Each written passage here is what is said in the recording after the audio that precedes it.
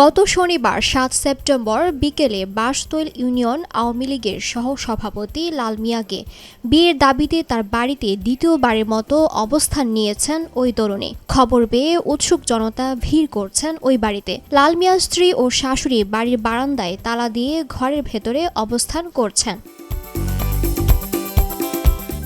জানা যায় ৭ বছর আগে লাল মিয়ার সঙ্গে ওই কলেজ ছাত্রীর প্রেমের সম্পর্ক গড়ে ওঠে। বিয়ের প্রলোভনে তাদের মধ্যে স্বামী স্ত্রীর সম্পর্ক গড়ে ওঠে। ওই কলেজ ছাত্রী বিয়ের তাগিদ দিলে নানা অজুহাতে এড়িয়ে যান লাল মিয়া। এই নিয়ে স্থানীয়ভাবে একাধিকবার সালিশ অনুষ্ঠিত হয়।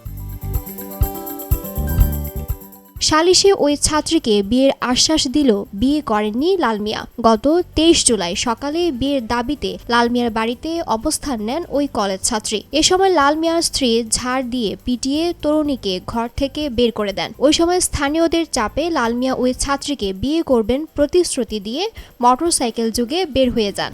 পরে ওই ছাত্রীকে তাদের বাড়িতে রেখে কাজে আনার কথা বলে লাল মিয়া পালিয়ে যান।